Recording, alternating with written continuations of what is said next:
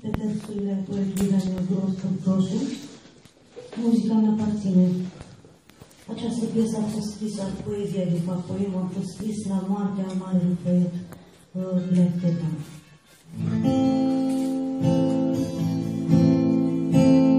Și crucea munți miroase iară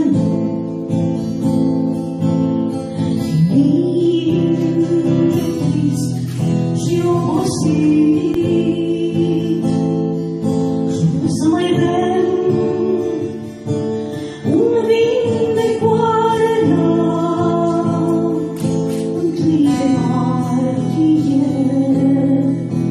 mințit, și o să mai bem un vin de coară, întâi de martie mințit. E o cădere lentă, dură, încit sufera năzit, și-o să ne cânti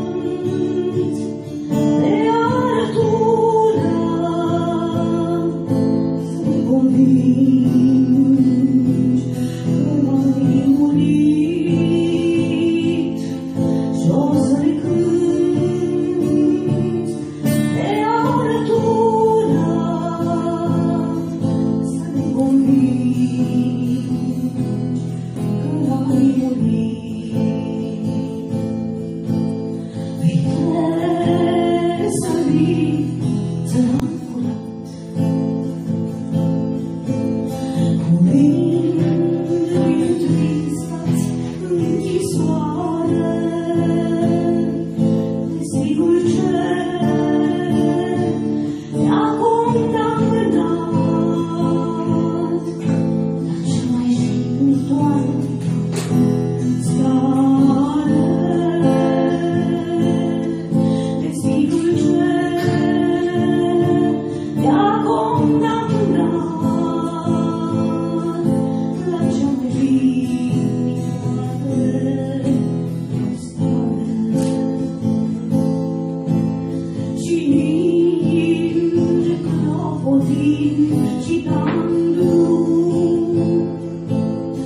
acoperind tot ce-ai iubit, ca visul tău de sub calandru, întâi de martie mințit, ca visul tău de sub calandru, întâi de martie mințit.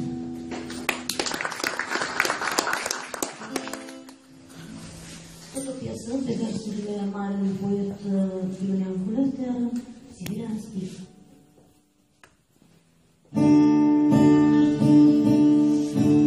Și îmbrăcând cămașa de sudioare,